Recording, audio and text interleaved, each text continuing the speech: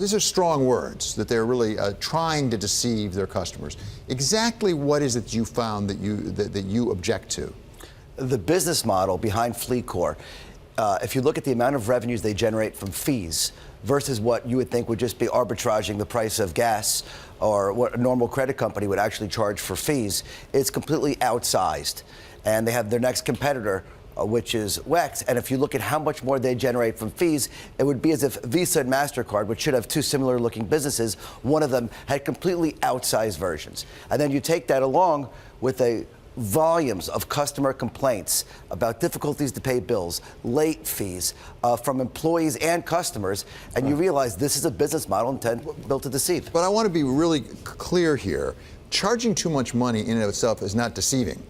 I mean, maybe charging too much money, but that's not fraudulent. That's not. Are they misleading? Are they affirmatively misrepresenting what they're doing? There's 2 points to that. If it's something is on small print on the bottom of page 15, you could say, was this model intended to deceive? And once you have someone in, the cost of switching is high. Let me get you in and then charge you fees. But more importantly, if you read what's online right now, there's a very high conviction argument that the company's business practices, as I write in my report, whenever anyone complains, the big thing they blame it on is a computer glitch.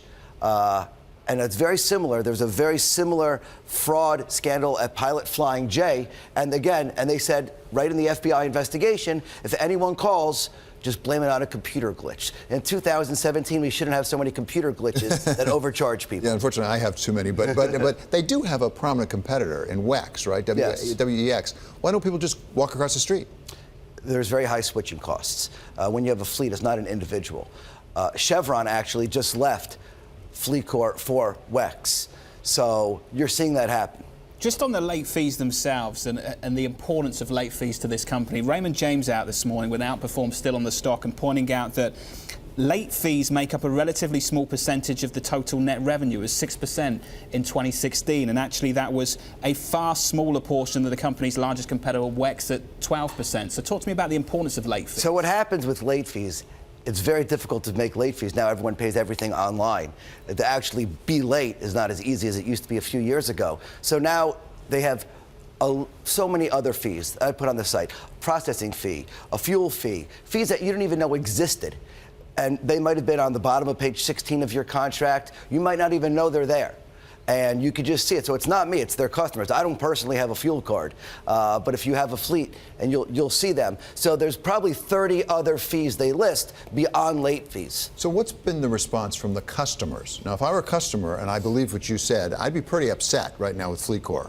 And I would be looking, even if there are switching costs to be moving across the street. Are they responding to you, the customers? Well, I put the report out yesterday, and I got pretty good response from customers. And former employees, not just investors.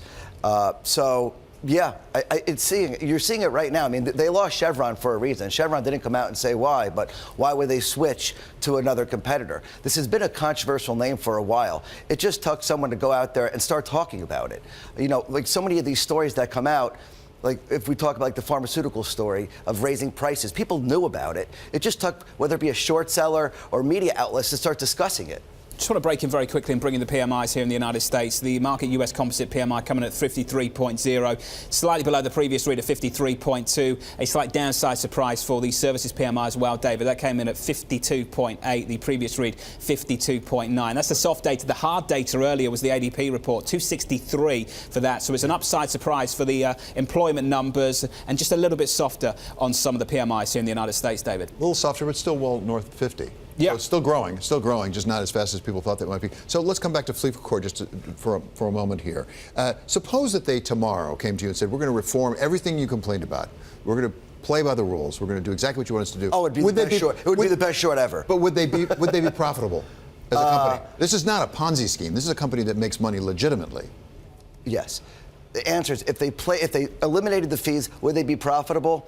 Probably not as profitable. Right. They would still probably be profitable, but then you also have to look at is is there any fraud involved here?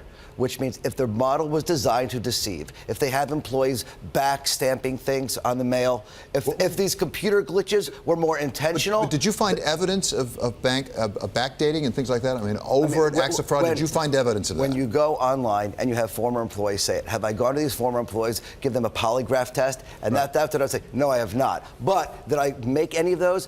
No, I didn't put those online either. Yeah. They're there. And there's not one, two, there's many of them saying, I worked for this company, this was the business model of this company. So on valuation, you're right, if they still make money, where does it go? If a fraud's there, everything's off the table. One very quick question. Someone watching on the Bloomberg this morning writing in and asking, does Citron still think Mobileye is worth $11?